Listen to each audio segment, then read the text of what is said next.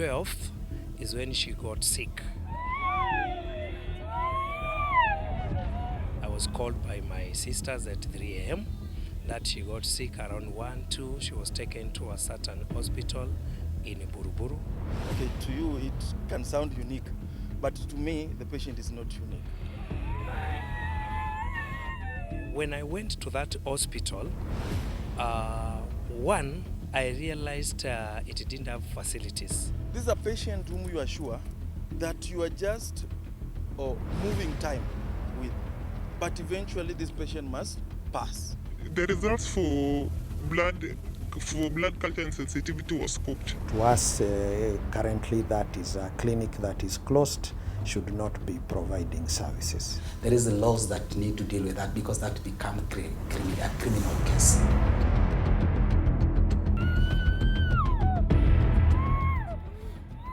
Hapa ni kaunti ya Kitui.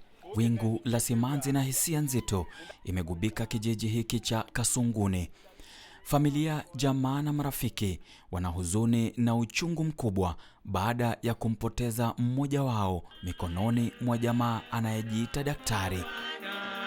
Tarehe 27 Mei mwaka 2023, Regina Musenya anapumzishwa akiacha nyuma familia yake ambayo kwa miaka 14 tangu kupewa figo amekuwa na maisha ya kawaida, ila tarehe 12 Mei mwaka 2023 huyu ni Lavenda ambaye sio jina lake halisi, akilalamikia jinsi jino lake lilivyong'olewa bila kuzingatia kanuni za kitaaluma katika hospitali ya Sefi chini ya usimamizi wa Nicholas Ouma.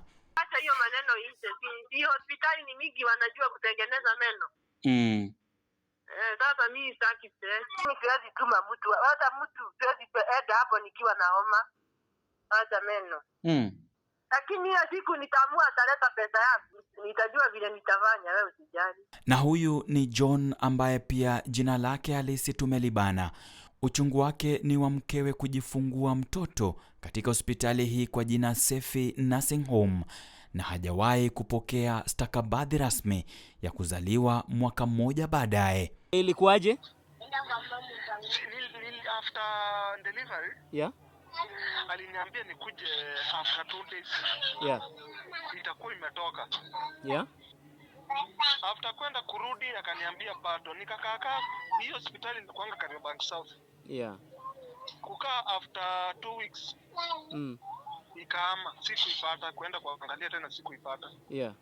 Ndo nikatafuta nikaenda kuipata iko huko. Sijui hiyo place inaitwa aje? Buruburu. Hiyo side ya Buruburu. Yeah.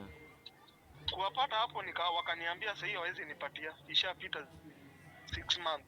Yeah. Na wakaniambia sasa sijui niende kwa chief, sijui nifanye nini. Saizi ni how long? It's how long since mtoto azaliwe? Sasa yako na mwaka na 2 months. So mtoto hana birth certificate, hana birth notification? Yeah. Baada ya wiki za operesheni ya uchunguzi wetu, leo tunafichua jamaa anayewatibu wagonjwa bila ujuzi wala stakabadhi halisi kutoka kwa Baraza la Madaktari na Wauguzi nchini KMPDC. Wagonjwa wanaopoteza maisha yao pasi na ufahamu walijipata mikononi mwa daktari bandia. Uchunguzi umefichua kuwa daktari huyo, afisa wa kliniki asiye na leseni, anaitwa Nicholas Ouma Gore. You see, when you get an emergency at night, you attend to the next institution, and that is where was near, and we expected to get the best, but Nicholas ambaye anatambuliwa kuwa daktari na amekuwa akifanya upasuaji bila sifa zozote au leseni, amekuwa soko kwa miaka 6 sasa. Bado amekuwa akiwapima wagonjwa na hata kuwapa dawa wagonjwa wake. Amekuwa akighushi matokeo ya uangalizi na uchunguzi wake wa afya, pia magonjwa ya maabara, ila maabara hapa hayana vifaa vinavyostahili, ila wagonjwa hupewa matokeo bila ufahamu kuwa wametapeliwa.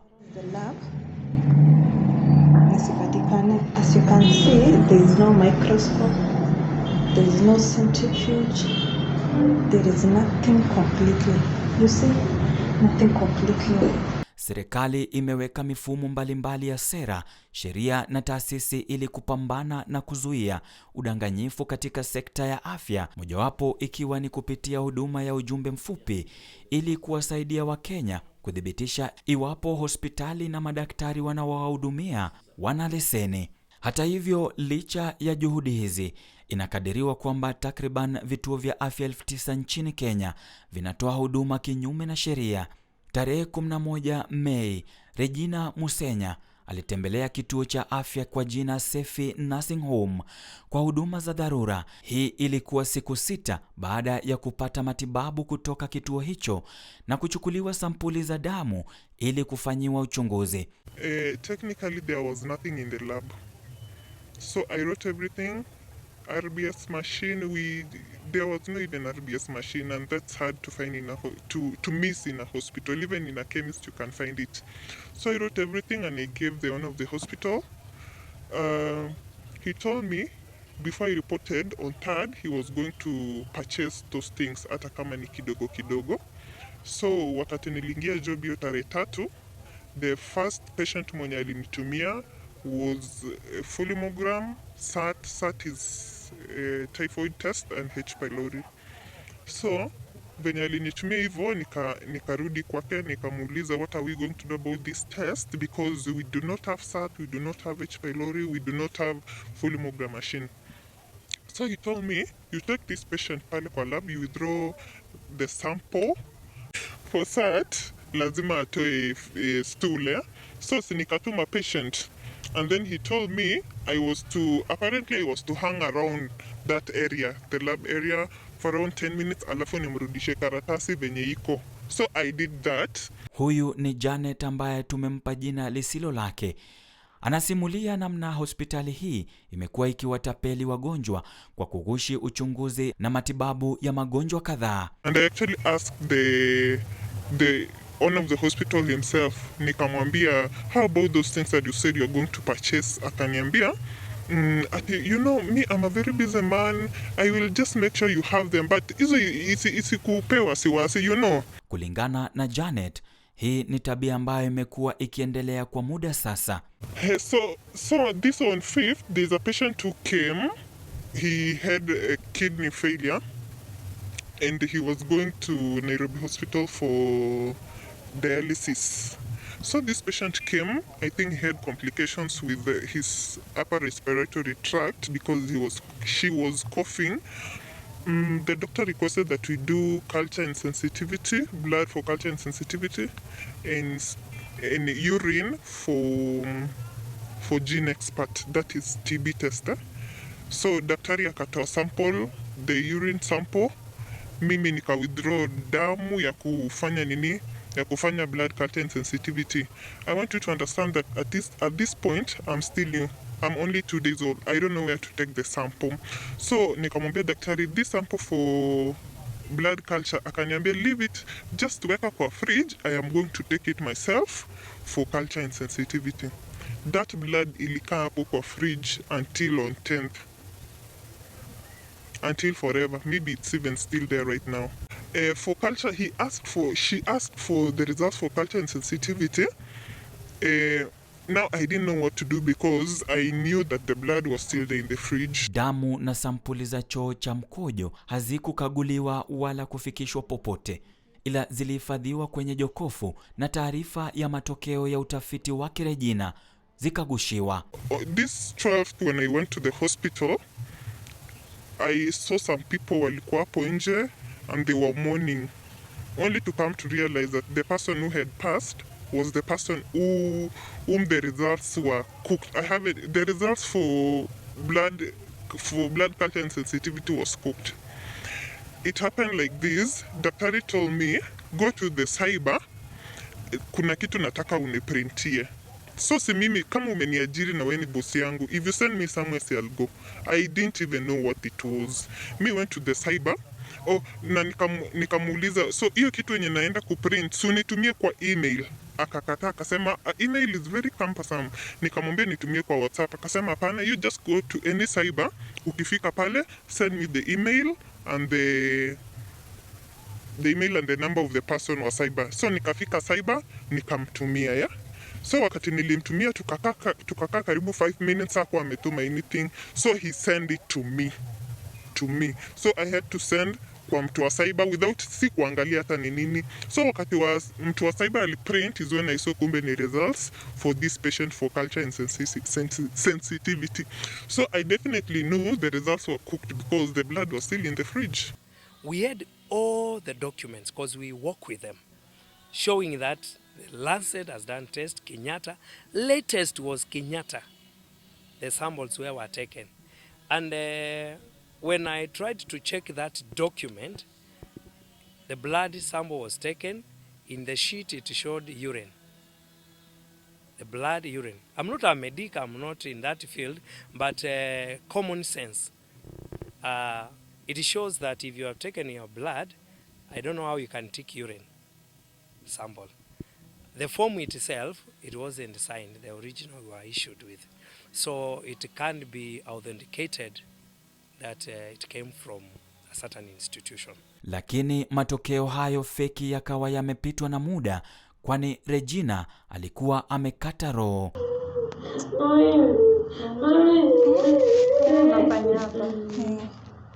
What happened? What's the issue? The issue tuliona kama ni breathing ilileta shida. Saa ngapi hivi? 6. In the morning? Yeah. And then when you brought her? Ndio walimleta, lakini akimleta alikuwa na hiyo shida ya breathing. Ilileta shida. Akanebuliziwa. Hiyo nebulization hiyo ya mtu akiwa na shida ya breathing anakuwa nebulized ndio apumue vizuri. Hatukuelewa wakati tulifika sisi tulimpata tu ana struggle. So hatukukaa sana ndio akapumzika. Like that anyways. Alipewa dawa gani? Daktari hakutaka kutuona kutuelezea so hatujui. When I asked the nurse, she said that they have administered some painkillers, strong painkillers, and they are observing her. But I told them the way I see her, I think she wasn't doing well, and she was struggling to breathe, no oxygen. I went down like 4 or 5 times to ask, where is this doctor? Because I saw someone, she said, I don't know, the nurse or the receptionist. It was a lady. Then when I tried to call this guy, he never responded. He just said, I'm coming, and he went and kept quiet. Usiku wa kifo chake Regina, kituo cha afya kinachoendesha shughuli zake saa 24 hakikuwa na daktari wa zamu, wala wafanyikazi hawakuwa na ujuzi wa kufanya huduma za dharura ambazo Regina alizihitaji kwa sana. Nikamuuliza, sasa alinebuliziwa. You know, ukileta hospitali kama unashindwa kupumua, unakuwa nebulized there.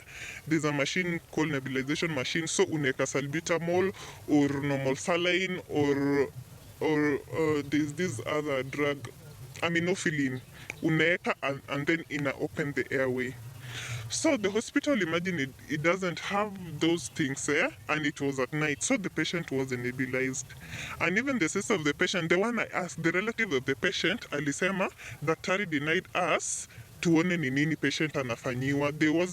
They were not given hiyo permit kuona ni nini patient anafanyiwa. Juu nilimuuliza alifanyiwa nini, hata hajui, unaona.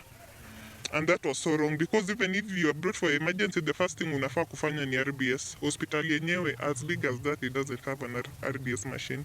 That was so wrong.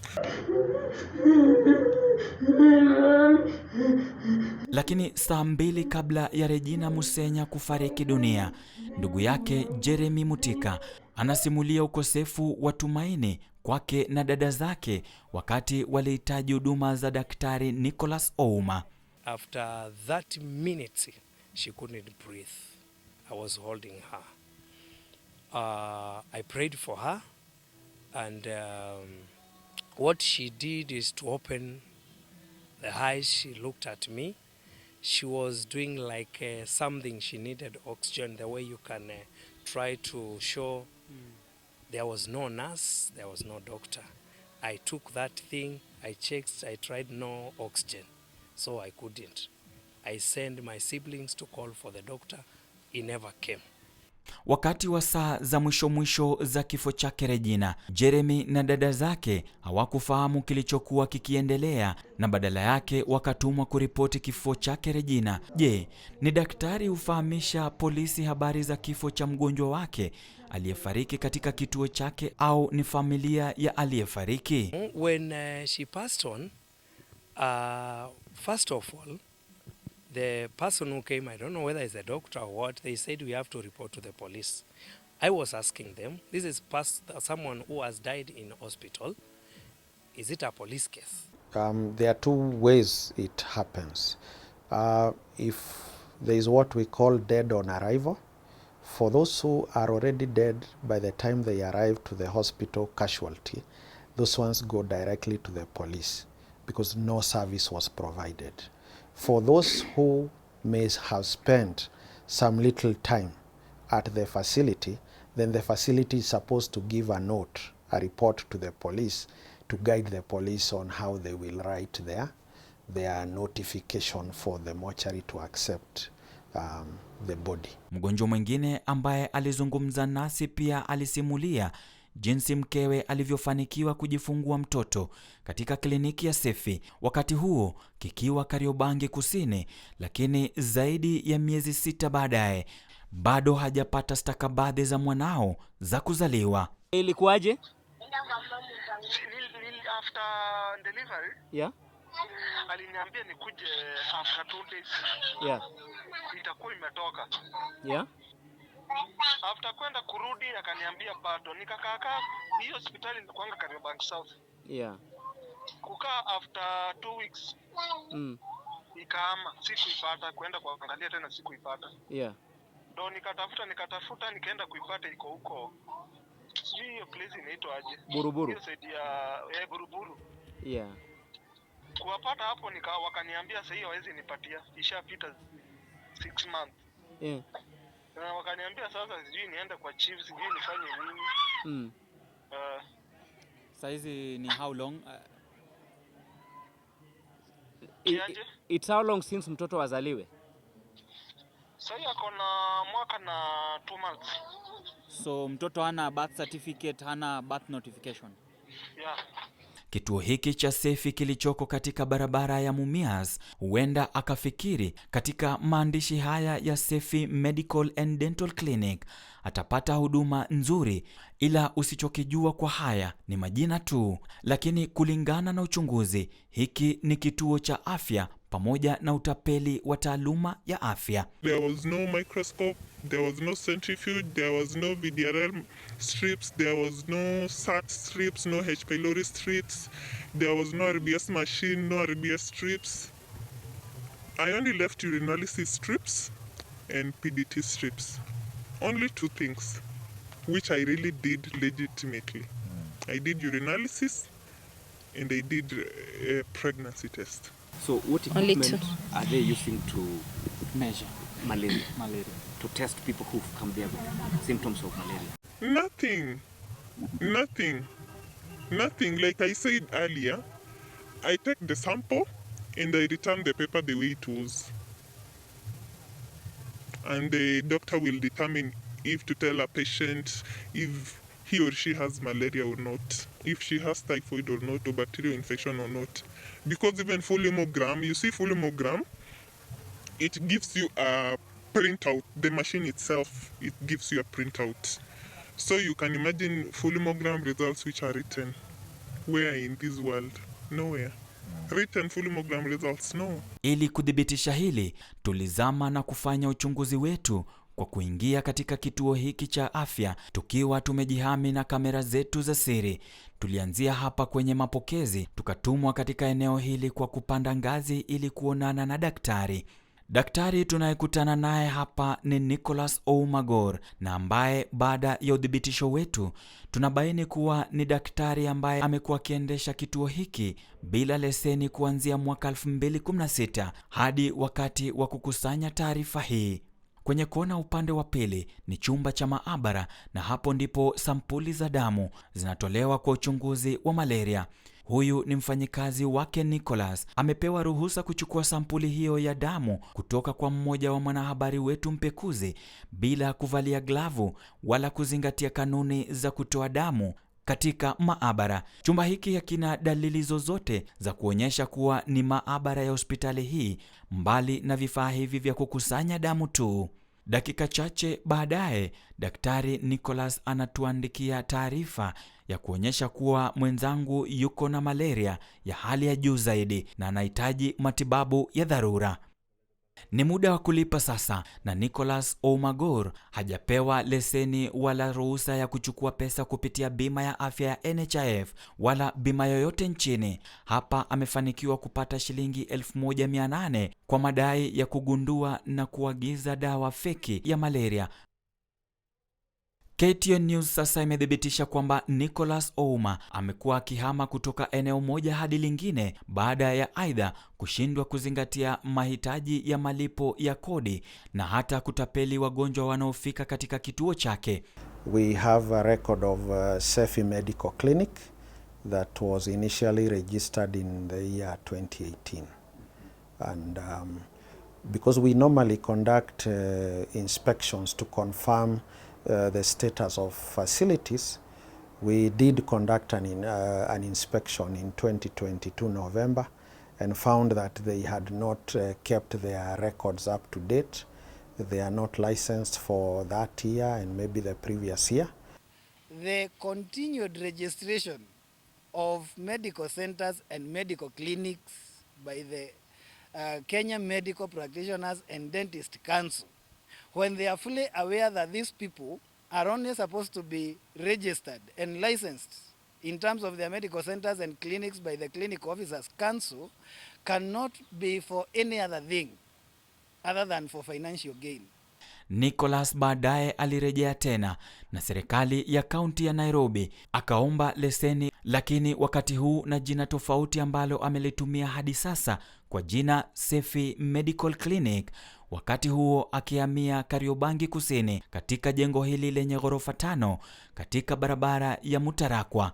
Ila hapa badala ya kliniki hii kusoma Sefi Medical Clinic, jina tofauti la Sefi Nursing Home linajitokeza. KTN News imethibitisha kuwa kituo hicho kilifanyiwa ukaguzi wa kupewa leseni mara ya kwanza tarehe 5 mwezi wa 7 mwaka 2018 na kupewa mapendekezo, na tarehe 19 mwezi wa 11 mwaka 2018 maafisa wa afya wakakipa leseni na mapendekezo ya matibabu ya ngazi ya pili halmaarufu level 2 kwa kutoa huduma za saa 12 tu. Lakini ukiangalia kwa ukaribu, kituo hiki kilikaidi maagizo hayo na kujiita Sefi Nursing Home na kutoa huduma saa 24 licha ya kutokuwa na uwezo wa kutoa huduma masaa 24. Definitely, this hospital, you will find that the KMPDU has visited it, or maybe, I'm not sure if the KMLTTB has visited it, but I'm sure maybe the Kenya Pharmacist Poison Board. And there's a lady who's been working there for the last 3 months. She told me 3 months. She actually finished Form 4 last year, and she's there, she's working, she's dispensing drugs. So this lady told me there's a time the board came and they arrested the lady. We went and found that at the initial registration, all their staff were qualified to work for that level of clinic or facility as level 2. But this time when we went, we found that the clinic itself did not have a license, and even the staff that was there had not licensed themselves to be practicing this year. Because during some of our inspections, we are actually accompanied by our colleagues from the national government administrative arm, especially the National Police Service. We work with them so that where it is a crime we get the people arrested. Nicholas baadaye alihamia kwenye nyumba hii pembeni mwa barabara ya Outer Ring, na miezi 3 baadaye akakodisha eneo aliko sasa, ambapo kliniki ya Sefi imebadili majina tena, na wakati huu kujiita Sefi Medical and Dental Clinic, jina ambalo haliko katika stakabadhi za baraza la daktari KMPDC. Tulitaka kujua iwapo hili ni sawa kutokana na David Kariuki, mkurugenzi katika baraza la madaktari na wale wa meno nchini KMPDC. The name that has been registered at the council is the name that should appear if it is to be displayed on the clinic entrance. So if we have registered Sefi Medical Clinic, that is the only name that should be appearing at the clinic's doors. Stakabadhi zilizowasilishwa katika kitengo cha upekuzi KTN News zinaonyesha kuwa Nicholas Oumagor hajawahi kusomea udaktari, na wala yeye si daktari, ila yeye ni afisa wa kliniki tu, na hajawahi kupata leseni ya kutoa huduma za afya tangu mwaka 2016. Ila Nicholas alipogundua kuwa tunayatayarisha uchunguzi wetu na upekuzi wetu, alikimbia na kulipa leseni hii tarehe 19 Mei mwaka 2023 kabla ya kufika mbele ya kitengo chetu cha upekuzi ili kujibu tuhuma na upekuzi tuliokuwa nao. Baraza la matibabu na madaktari wa meno nchini KMPDC kupitia mkurugenzi wake David Kariuki limesema kituo cha afya cha Sefi Nursing Home kimevunja sheria nyingi zilizowekwa kwa kituo chochote cha afya nchini. This year we have gone back again and confirmed that they actually relocated their service without following the necessary processes, and we have closed the clinic again. So to us, currently that is a clinic that is closed, should not be providing services. Kabla hatujamaliza mahojiano yetu na Janet, tulitaka kujua shinikizo la kuripoti swala hili. About the issue of the patient I told you about, the kidney failure patient, my dad also has the same problem. Actually hiyo story ndio ilinifilisha kushinda hizi zingine zote zenye nakwambia, because I imagined what if this could be my dad mwenye anafikiwa hizi results. You see, that story hurt me to the most inner core part of me. Kulingana na Jeremy, dada yake alikuwa na nafasi nyingine ya kuishi iwapo angeweza kupata huduma za dharura alizohitaji wakati alipofikishwa hospitali. This is someone who has lived for over 12 years after transplant, successful transplant. Baada ya uchunguzi wetu, tulimpa fursa Nicholas kupata kusikia kutoka upande wake. This is a patient whom you are sure that you are just moving time with, but eventually this patient must pass. So if you say a patient is unique to me, maybe, okay, to you it can sound unique, but to me the patient is not unique. She was that's the truth, because this is a natural death. This is not a death which was caused by medication. And if at all you want proof, then the postmortem, the body is still there. Boss, are you telling us that you had you're saying that this guy was supposed to die? And you know where he was? If she was to die that day by natural death, she was not supposed to die in my hospital. So what happened for you to die there? I had given them the discharge, they refused to go. Huku kliniki ya Sefi ikiwa miongoni mwa vituo vya afya ambavyo havina leseni. Zaidi ya vituo kama hivi 9,000 nchini vinaendelea na shughuli za huduma ya afya nchini na kuhatarisha maisha ya Wakenya. And probably if he's claiming to be a clinical officer, we need to ascertain that. And if there is the laws that need to deal with that, because that become a criminal case. As we checked, he is a potential member of Kenya Clinical Officers Association, but we don't have that name at the moment in our records unless he's a potential member. So our position is, if you are going to do something that is wrong, that is outside our mandate as clinical officers, which is very clear, that is not in the interest of the patient, then the union cannot come in. The union cannot come in to help you. Baadhi ya maswali yanayoibuka ni je, Regina alifaa kufa katika njia ya utepetevu? Iwapo jibu ni la, basi nani anahitaji kulaumiwa kwa kifo chake? Huyu ni Regina Msenya ambaye ameweza kupumzishwa siku ya leo. Ila Regina Msenya hakufahamu kwamba damu yake wakati aliweza kuchukuliwa kwa uchunguzi haikuwa ifanyiwa chochote katika hospitali ambapo waliweza kuenda kupata huduma za dharura. Swali ni je, ni wangapi ambao wamepitia shughuli ama hatua kama hii ya kuweza kupata huduma za dharura za kiafya ila wakadanganywa? Ni wangapi ambao wameweza kupitia hali kama hii katika mikono ya wale ambao wameweza kutwikwa jukumu la kuhakikisha kwamba afya za wale ambao wanaenda kusaidika wameweza kusaidika ila hawasaidiki? Ode Francis, KTN News, Kitui.